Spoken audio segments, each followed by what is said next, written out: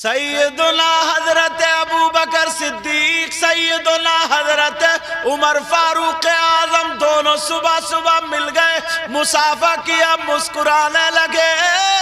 حضرت ابو بکر صدیق کہنے لگے بھائی عمر آج کیوں مسکرا رہے ہو؟ حضرت عمر کہنے لگے بھائی چلو آج طبیعت چاہ رہی ہے بازار سے مچھلی خرید لائے۔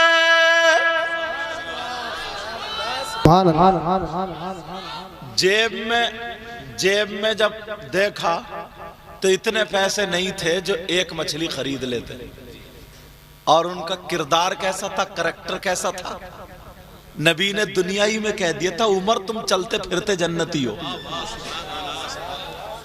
22 لاکھ مربع میل کا بادشاہ، یہ 22 لاکھ، اور تم 3 ایکڑ زمین ہونا تو چھت پہ کھڑو کہتا لڑکے کی منگنی میں بلٹ چاہیے، بلٹ، 3 ایکڑ کا جوتا ہوں، 3 ایکڑ کا جوتا۔ ظلم کر رہا، لڑکوں کی شادی تھوڑا کر رہا، بیچ رہا، بیچ۔ حضرت عمر نے جب جیب دیکھی تو اتنے پیسے نہیں تھے جو مچھلی خرید لیتے، مایوس ہو گئے۔ حضرت ابو بکر صدیق کہنے لگے بھائی عمر کیا بات ہے؟ کہا ایسے ایسے معاملہ تھا مگر جیب میں دم نہیں ہے۔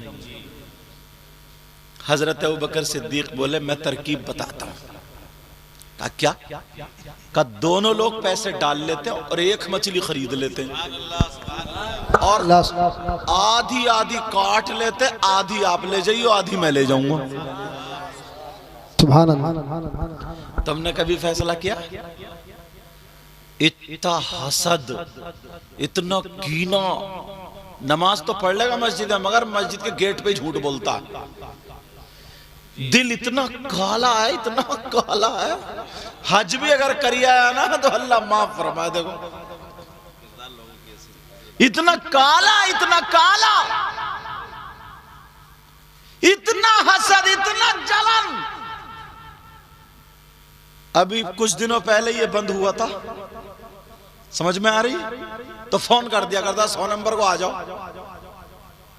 100 نمبر کو۔ اللہ اللہ، حضرت ابو بکر صدیق اور حضرت عمر دونوں صبح صبح بازار پہنچ گئے، وہ بھی مدینے کی۔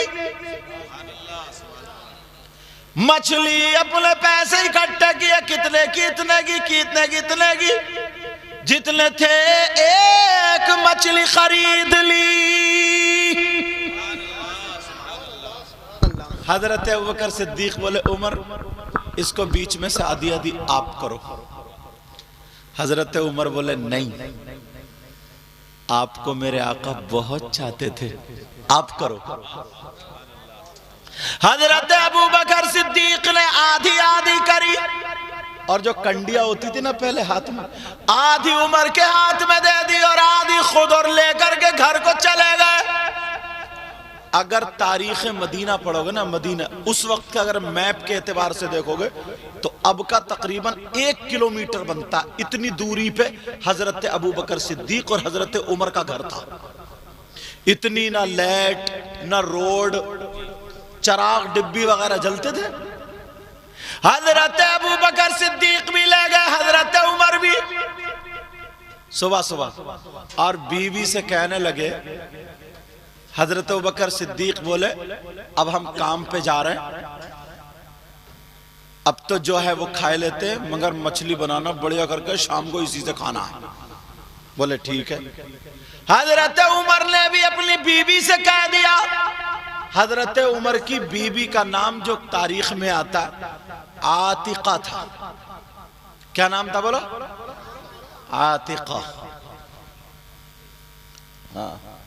عاتقہ، تو یہ نام تھا۔ اور اب تو بچیوں کے نام بھی بس مت پوچھو، الٹے سیدھے۔ ایک کا نام تھا مجرمین۔ کیا نام تھا؟ مجرمین۔ اس نے کون سا جرم کیا یہ بتاؤ؟ ظالمین۔ کون سا ظلم کیا یہ بتاؤ؟ حاسدین۔ کون سا حسد کر رہے یہ بتاؤ؟ کسی عالم سے پوچھو، پڑھے لکھے سے پوچھو، بولے نہیں قرآن میں ہے۔ قرآن تو قرآن میں شیطان بھی تو ہے، مردود بھی تو ہے، خبیث بھی تو ہے، خنزیر بھی تو ہے۔ اللہ اللہ حضرت ابو بکر صدیق حضرت عمر دونوں کام کرنے کے لیے چلے گئے۔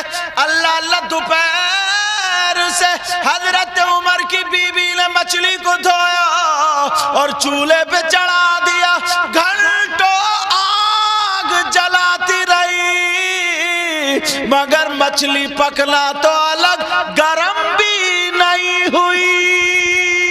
کیا بات ہے، سبحان اللہ۔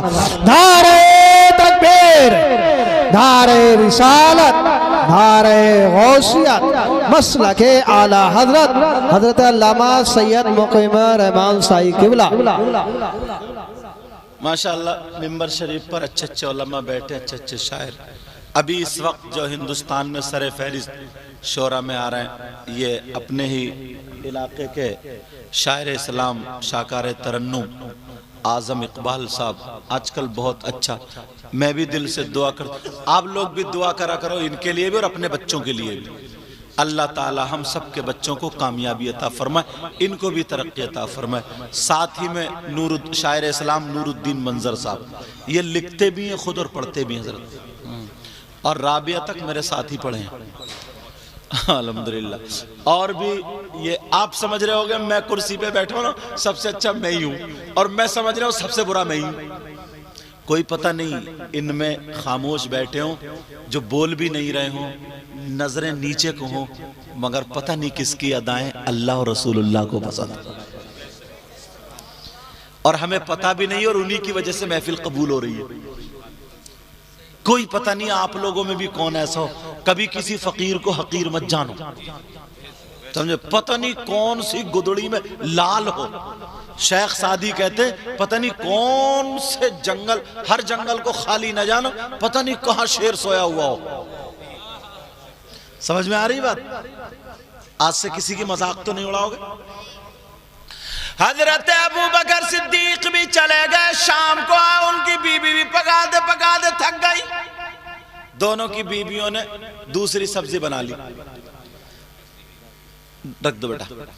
اب جب شام کو آئے حضرت عمر ہاتھ دھو کر کے بیٹھے، بیوی سے کہا لاؤ عاتقہ کھانا لاؤ، کھانا لاؤ۔ ان کی بیوی دوسری سبزی لا کے رکھ دیتی ہے، اب ادھر دیکھ رہے ہیں مچھلی نہیں آئی، مچھلی کا کیا ہوا؟ 18 جلدوں میں اتنی موٹی کتاب ہے تاریخ مدینہ، اس کو پڑھو، اس میں یہ واقعہ لکھا ہے، اور میں نے پڑھا یار تو میرا دل خوش ہو گیا۔ اللہ تمہیں مدینے کی زیارت سے مالا مال فرمائے، کبھی جانا ہو تو 10 نمبر پہ لائبریری ہے الحمدللہ، اس میں بڑی بڑی قوم کی کتابیں۔ اللہ اللہ سنو، دوسری سبزی لا کے رکھ دی، حضرت عمر بولے عاتقہ مچھلی لاؤ نا، اب بیوی تھی نا، اور پھر حضرت عمر کا روب، نبی کہتے ہیں میرا عمر نا جس گلی سے نکل جاتا تھا تو اس گلی سے شیطان بھاگ جاتا تھا۔ ایک مرتبہ میرے نبی بھی تھے، ایک جو لڑکی چھوٹی سی بچی دف بجا رہی تھی اور کچھ نغمہ گا رہی تھی، آقا بھی دیکھنے لگے، اور آقا کے پیچھے سے یہاں سے آڑ سے حضرت عائشہ بھی دیکھ رہی تھی، سمجھے؟ اور ادھر برابر میں حضرت ابوبکر صدیقہ ہے، تب بھی وہ دف بجاتی رہی اور نغمہ پڑھتی رہی، حضرت عثمان غنی آئے تب بھی، اور صحابہ آئے تب بھی۔